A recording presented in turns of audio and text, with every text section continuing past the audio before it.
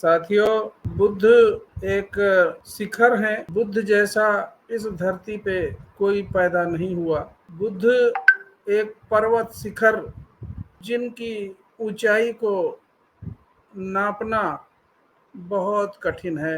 बुद्ध बनना भी उतना ही कठिन है और बुद्ध के रास्ते पे चलना भी कठिन है। को भी बुद्धिस्ट कह देना ये बुद्ध का अपमान है। बुद्धिस्ट का मतलब बुद्ध जैसा बनना बहुत कठिन है। बुद्ध के रास्ते पे चलना बुद्ध बनने की प्रक्रिया है। बुद्ध ने अगर यह बुद्ध का संदेश अत्तदीपो भव, अपना प्रकाश स्वयं बनो, किसी को अपने से श्रेष्ठ मत मानो, वो जो श्रेष्ठता है वो हर व्यक्ति में है। हर व्यक्ति श्रेष्ठ बन सकता है, उसके अंतः में ही है। बुद्ध की शरण में जाने का अर्थ है अपने अंतःकरण में जाना।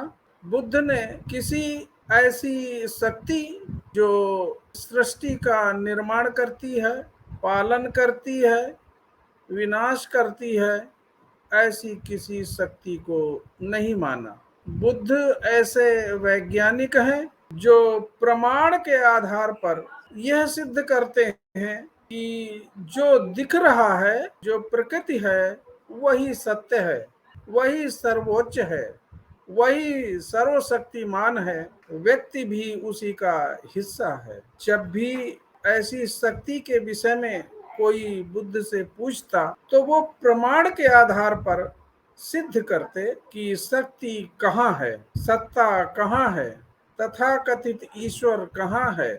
एक बार बुद्ध अपने शिष्यों के साथ में प्रवचन कर रहे थे। उसी समय एक व्यक्ति आया और प्रश्न किया बुद्ध से, भगवान, मैं इस दुनिया के सभी तीर्थ स्थलों पर घूम आया, भारत के कोने कोने पे, चाहे वो केदारनाथ हो, बद्रीनाथ हो, पुरी हो, जितने भी मठ हैं, जितने भी देवी देवता हैं, जितने भी तीर्थ स्थल हैं, मैं सब जगह हो आया, मगर मुझे कहीं ईश्वर के दर्शन नहीं हुए। मुझे ईश्वर नहीं मिला, मुझे भगवान नहीं मिला, मुझे कोई देवी देवता नहीं मिला। बुद्ध समझ गए। उन्होंने उस समय कुछ नहीं कहा और उससे कहा कि शाम को दोबारा आना, तब कुछ बताऊंगा। वो व्यक्ति निराश हुआ कि मैं तो किस तरह से बड़ी उम्मीद से आया था, मगर बुद्ध ने भी कुछ नहीं बताया। मगर वो चला गया और इस उम्मीद में कि शाम को मुझे पुनः जाना है और इस प्रश्न का उत्तर लेके रहूंगा। शाम को जो निर्धारित समय था, वो व्यक्ति आता हुआ दूर से दिखा। बुद्ध वहीं जहां पर प्रवचन करते थे वहीं कुछ ढूंढने लगे। तब तक और बहुत सारे लोग आ गए, उनके शिष्य आ गए।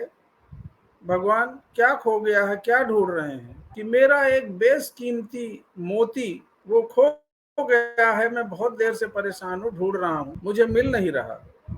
सब लोग ढूंढने लगे, सब लोग उस मोती को, बेशकीमती मोती को ढूंढने में लग गए। तब तक वह व्यक्ति जो सुबह आया था, उसे बुद्ध ने शाम को बुलाया था, वो भी आ गया।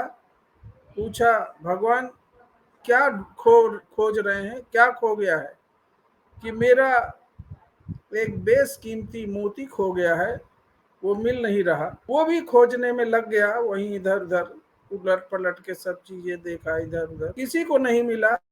तब तक उस व्यक्ति ने कहा कि भगवान, आखिरी समय इस मोती को आपने कहाँ देखा था? मैं वो मेरी जो कुटिया है वहां देखा था मैंने। अरे भगवान, आपका मोती वहां है और खोज आप यहाँ रहे हैं, कैसे मिलेगा? मोती आपका वहां था, यहाँ तो आप लाए नहीं और खोज यहाँ रहे हैं। तू अंतः खोजे अंतः क्यों कर लागे हाथ?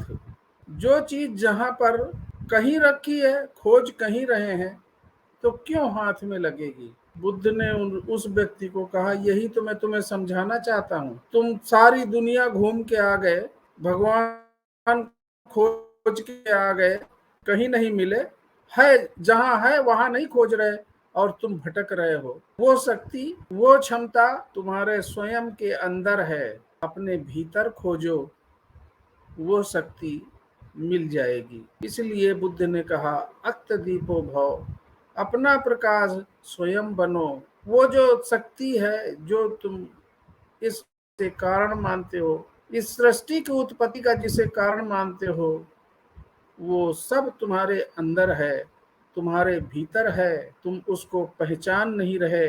कस्तूरी कुंडल बसे, मृग ढूंढे बन माह। जिस तरह से हिरण के अंदर ही कस्तूरी है और उसकी महक उसे मिलती है, मगर वो सोचता है कि कहीं और से महक आ रही है और दर दर भटकता रहता है, ढूंढता रहता है। इसी तरह से वो महक, वो खुशबू, वो शक्ति हर व्यक्ति के स्वयं के अंदर है। कहीं खोजने की जरूरत नहीं है, कहीं ढूंढने की जरूरत नहीं है। जप, पूजा पाठ, चढ़ावा, तीर्थ व्रत रखने की जरूरत नहीं है। खोजी होए जो खोजी हो, जिन ढूंढा तिन पाइया, गहरे पानी पैठ। जो ढूंढेगा उसे मिलेगा।